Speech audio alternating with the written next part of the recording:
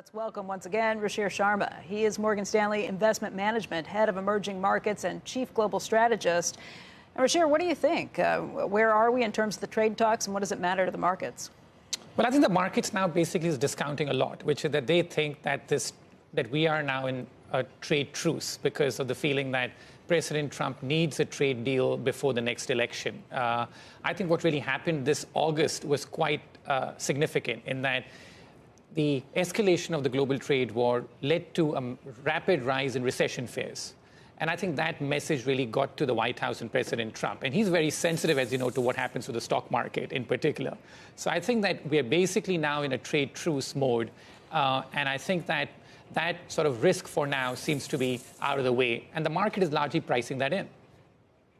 Having said that, if you think that this is something he's worried to do, what do you attribute his comments to last week? At the end of last week, he didn't sound like he was desperate for a trade deal. Well, I mean, I think that's the usual back and forth in terms of what's going to happen in a trade negotiation. I think that there is a bigger picture here, which is the fact that we are in an extended period of a trade war. But I think that for the next 12 months or so, we are in some sort of a trade truce. So it's like this sort of cognitive dissonance. You've got to hold both the thoughts in your head, that we've got an extended trade war, but the next 12 months is, I think, a period likely to see more of a trade truce than an escalation in the trade war. That's interesting. The next 12 months just happen to be between now and the election. Yes. So you think that this is all tied to the election? If President Trump wins re-election, the gloves come off again?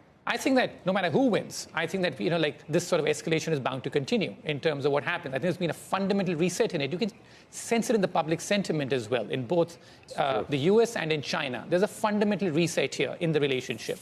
I don't think it's going back to where it was 5-10 years ago. And this is not just about trade. This is really about technology. That's really where the battle is going to be fought, because that's what is also something that China is relying on much more in terms of as its growth engine.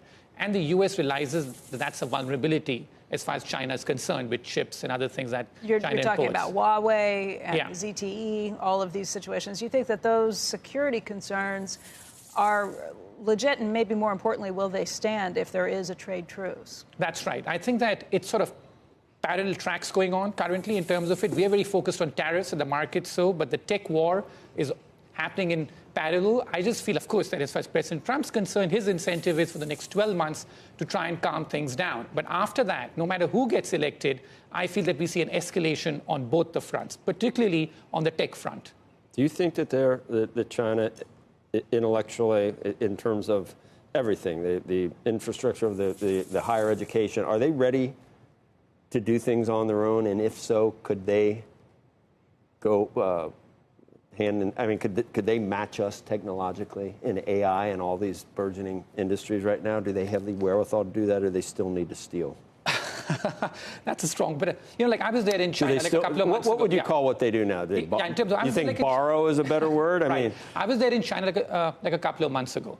And I think we had this discussion earlier, too. What really strikes me there is the scale of the consumer tech revolution that's happening on the ground out there. Right. I mean, I've not seen anything like that anywhere in the world in terms of that you go into the department stores and you see the way the entire thing is run by technology. You see drone deliveries taking place out there. In AI, they're actually ahead of us in some ways. That's what I mean. People say that. Is that true? Because they have so much technology, so much data, where they don't have any problem taking all the data from every person who walks by on the street and putting it in. So they're able to get ahead. No, I think they're still very dependent as far as some key industries are concerned. So they're much more concerned about what's happening to Huawei, et cetera, because they are still very dependent on the semiconductor imports and chips, et cetera. So they are vulnerable to that. So I think it's the same thing going on, that they're vulnerable at one level. On the other hand, the consumer tech revolution that's taking place in China is for real. I've not seen anything like that anywhere. Has our market kind of factored in this idea that even if there is a trade truce here, that we may be going toe-to-toe with security concerns? Has that been factored out and worked into the market prices here in our stock market? No, I don't think so. I think that,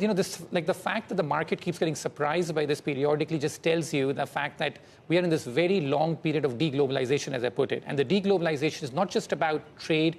It's got to do with technology as well. It's got to do with capital flows as well. That's a risk also which is rising, that at some point in time, what if you get a regulation out here, which, the Rubio-type regulation, which sort of prohibits American pension funds and other institutions from investing in Chinese securities? I think that risk is also very real.